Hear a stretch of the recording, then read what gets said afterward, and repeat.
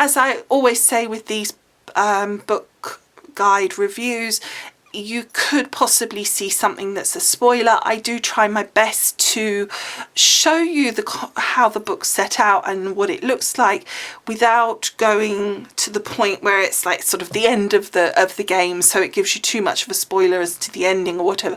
I try to stick to the bits that are at the beginning that you're going to come across pretty quickly, so at least you can kind of see what's going on, but without hopefully being, you know, too majorly spoiled. But obviously be warned, it could have some potential for some spoilers.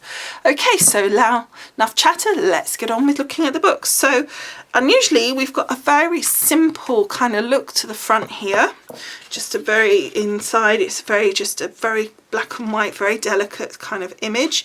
Then we have the foreword. Here's that bright yellow that's kind of synonymous with the game. The foreword is by the game director of Cyberpunk, and then we have our content list.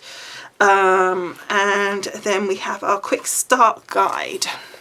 So what I'm going to do, you can see how beautiful the colours are and everything, but I'm going to now bring you in a bit so you can see more detail of the pages themselves. Okay, so in the quick start guide, it's just setting out really kind of, you know, about the chapters here, how it works. So part 1 is about getting started, part 2 is a general playthrough kind of guidance. It's not, as I said, they explained quite the same as normal. Whoopsie, you can't see that. And then 3, your individual quest solutions, specific questions, all sorts of different things basically. So as with all piggyback guides, one of the things I do like on theirs is they have this guide at the side. So here it tells you a list of kind of, should we say, chapters. So chapter 1 is Night City and Primer, chapter 2 completion roadmap, chapter 3 these subheadings, chapter 4 these headings, but, or section 4 maybe is better. What you then get, so here, like this is now chapter 1 Night City, which you see here. You probably can't see so well now because I'm a little bit further away. So then we get to the Night City, and then what it does, in some of the other books it then expands those, so it might have Night City and then it'll expand that chapter out, but in this case there's not an expansion, but it then highlights up that you're in Night City, so a bit later on you might be here in Primer, for example. So it just lets you know exactly where you are, and then you can look, you know, as you're flicking through, you can think, oh well, I need to be a bit further on. So here we've got gigs, and then it's actually got, this is what I was talking about, it then has like the sub headings here of, say, North Town or North Side, I think it says, in Japantown, etc. So it really helps you know where you are, and if you are trying to find something, I found that quite helpful if you're not finding what you want perhaps in the index or whatever. So here we are in Night City. It's then looking in detail at the cast. So we've got V and V. Now it's given you images for V, however you are entirely in control right down to the absolute intimate details of what V looks like. So you don't have to even have a specific gender. So if what I like is that it gives you that option to be who you are.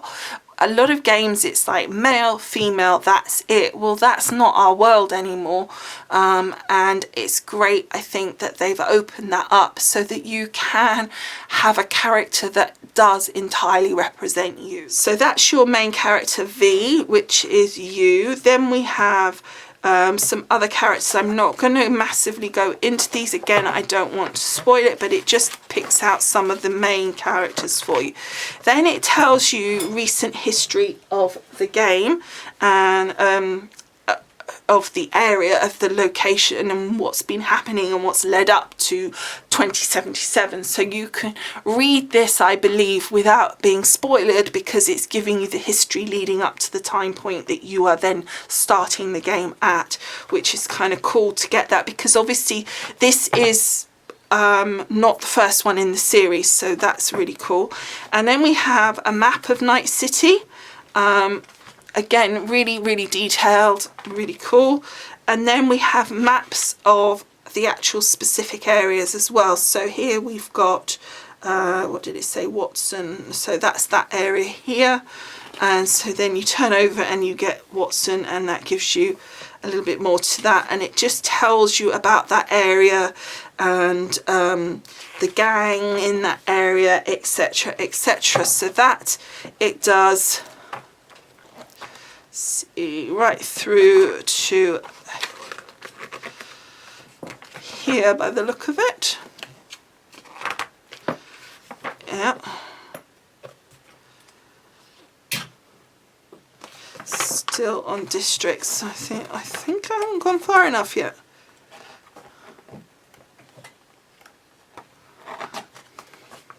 So then we get to the next section, which is primer. Primer is basically looking at the details and the mechanics of the game itself. So you've got your HUD information and details on all of that, and your commands.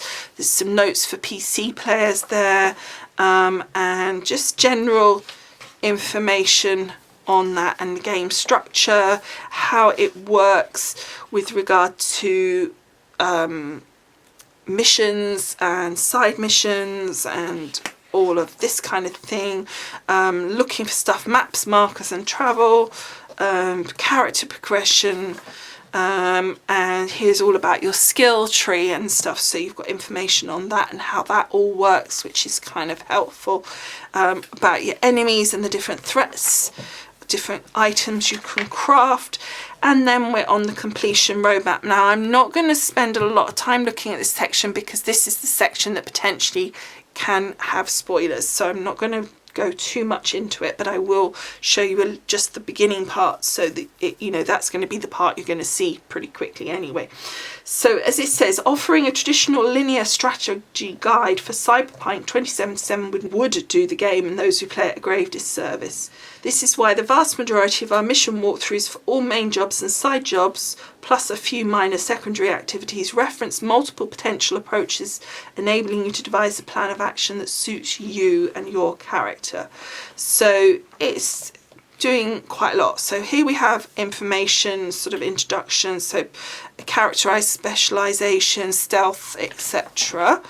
Here's your legend for your maps. And here is a game flowchart.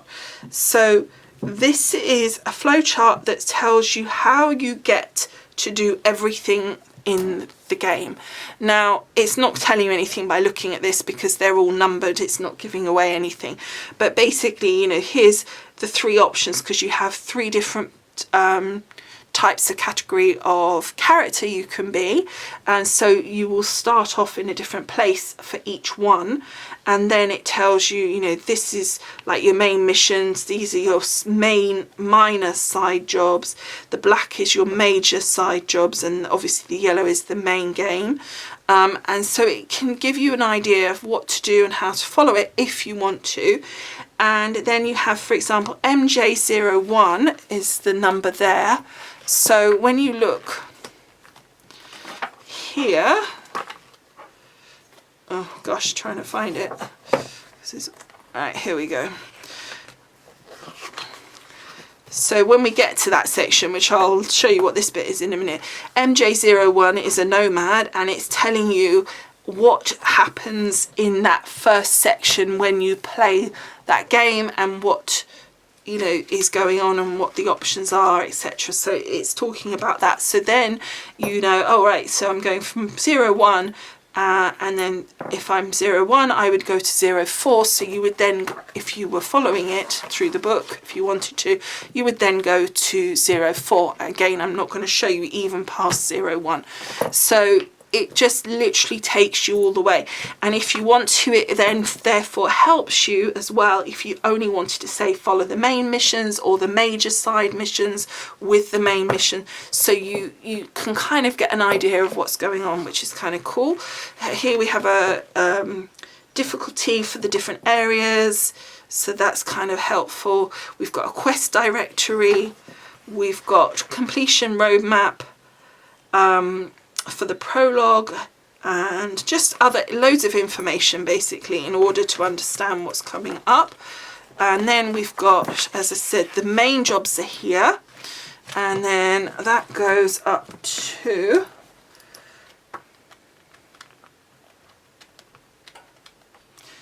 here. So all of that is the main jobs. I'm not going to, as I said, show you all of that. Then we have all the side jobs, so it's the same principle as the main ones. So you basically, you have, let me go back to the first one so I don't spoil it. Where are you? So much in front of it. Here we go. So it will show you what you do to unlock it, notes about it, some information, some photographs, etc. on that. And that's that one. And so on the others, there were some that had little maps as well. So look, you've got little maps here on here, so it tells you where to go as well. So that's kind of helpful. So then that's all your side jobs. And then we've got, trying to get to the beginning, cyber psycho sightings. I don't even know what that means, but then there's all of those. Then we go to something called gig directory, which is this. So that's all of your gigs. I'm assuming that's a type of mission, but probably quite minor. I don't know. Again, I'm not played it, so I'm not sure, but it's giving you all this information. And what it's doing is allowing you to choose, because you can reference each bit that you want to actually do, rather than go, right, the book is saying from A to B to C, etc. And so you can make those choices. Then we've got something called hustles, and we've got a whole section on that. So these are a lot smaller, just little tiny things, I guess, little tiny jobs that you can do. Although there seems to be quite a lot of them. And then we have the Atlas section, which I always like this. When I've seen this before in Piggyback, the way they do it, I really liked how they set this out, the maps. So it's so cool. So you have obviously the big district overview map, which we sort of saw before. Then we have the faction map, so it sets out the different factions for you. And then we have the overview map. Now, let me just show you this. I don't think this is giving anything away that's any big deal. So basically, it breaks up that big map, and you can see like A2, A3, A4. So you might think, oh, well, I'm in this section. So you then look up E4. Actually, I will not look up E4. I'll look up the first one that's there. So again, it doesn't hopefully show anything too much. So let's have a look at this one. So you've got a map then of A3 here. It's telling you at the edge that you need, if you go that direction, so if you're following, going along, say, this road here, and therefore you're going off the edge of the map here, it's saying you need map A2, which is on page 368, which just happens to be next door, but it doesn't necessarily be the case. And then for this one at the bottom, for example, it's page 372, so it's a couple of pages ahead. So it's giving you all the information, not only the actual map, but where to go depending where you're coming off the map as well. So you've got lots of information on that, and really much more detailed maps here for you to actually look at and use, which I think is going to be something that would be really, really helpful. And then we have the inventory section. Again, beautiful artwork. And it talks about the different rarity, so telling you the colours according for the rarity, so that always helps.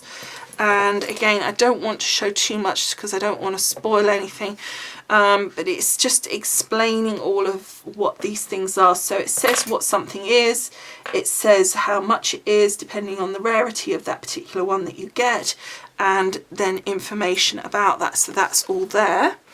And then we get past that bit and we've got actual information on the weapons and stuff and anything else there.